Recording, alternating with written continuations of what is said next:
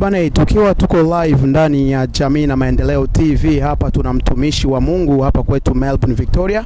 Atakuja kujitambulisha mwenyewe, lakini swali ambalo tunahitaji kujua hapa mkoani Victoria kwenye msiba mkuu kama na huu wa dada Priscilla ambaye ametuacha, sapoti uwaga mnaiona kipindi kunakuwa mambo kama na hii au vipi? Sababu wewe ni mchungaji na unajua mengi sana. Tafadhali utuambie kile ambacho umekiona kizuri kwenye community yetu hapa Victoria. Kitu kwanza napongeza kwa ndugu wote wenyewe walikuja kwenye msibani kuanzia siku yenyewe alifariki na kwa siku ile tunaenda kumtia kwenye makaburi. Kwa kweli support tuliona na tuliangalia umoja wa ndugu wa Kongomani hapa Victoria kwa kupatikana hapa kuanzia majumbani, na sio Priscilla peke yake tu. Tuna video kadhaa, karibuni video 3-4 venye tuko na community ya Kongomani hapa Victoria.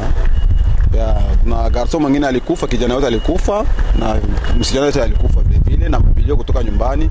Lakini juu ya umoja wa Kongomani hawakuchoka, walijigabua, walikuwa wakifika kwa kila kilio.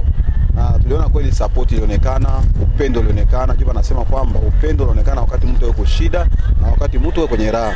Sasa tukiangalia hapa Victoria, naweza nikasema kwa sababu tuna ile neema ya vijana, neema kutoka kwa baba, neema kwa mama na kuwasiliana pia katika hali ya community. Wanajitia umoyo sana kwa kusaidia. Wanajitia moyo kwa kwenda kupika hata chakula, kwa sababu kuna wageni kutoka interstate inabidi bakule. Kuna wageni wanabidi walale. So kwa ule mmoja tunakuwa tuko nao, unakuta wengine hata logistics wanaitafuta kwa ajili ya kusaidia watu. Ile tunaonyesha ni upendo mkubwa sana ndani ya Congolese community hapa Victoria. Naweza tu kusema kwamba umoja ni kitu moja cha maana sana, ila matengano ni udhaifu. Na ninashukuru kwa hiyo umoja tunaokuwa nayo. Asante sana. Huyo alikuwa ni mtumishi wa Bwana, na hayo ndio alikuwa nayo kwa kusema kwa siku ya leo. Asante sana.